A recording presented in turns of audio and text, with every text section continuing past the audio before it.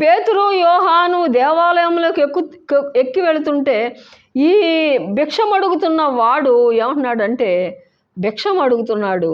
అప్పుడు పేతురు యోహాను మా తట్టు చూడండి, దేవుని స్తోత్రం, స్తుతులు, మా తట్టు చూడండి, చూస్తే మీకు ఏదైనా దొరుకుద్ది, దేవుని స్తోత్రం.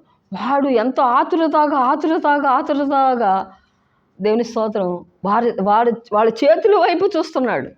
దేవుని స్తోత్రం, స్తుతులు, వందనాలు చెల్లిస్తున్నాను. వాడు వారి యొద్ద ఏమైనా దొరుకునని కనిపెట్టుచు వాని యందు లక్ష్యం ఉంచాను. వారి చేతుల వైపు చూస్తున్నారు. అసలు వీళ్ళ దగ్గర ఏముంది, మాకు ఏదైనా ఇస్తారని. దేవుని స్తోత్రం. అంతటా పేతురు, వెండి బంగారం నా యొద్ద లేవు గాని నాకు కలిగినదే మీకు ఇచ్చుచున్నాను, నజరేయుడైన యేసుక్రీస్తు నామమున నడువుమని చెప్పి. దేవుని స్తోత్రం. వెండి బంగారాలు నా దగ్గర అయితే మా దగ్గర అయితే లేవు.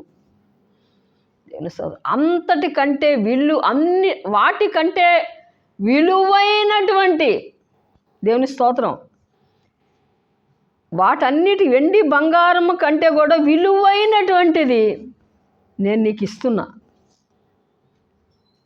ఇంకెప్పుడు అడుక్కోకుండా. దేవుని స్తోత్రం.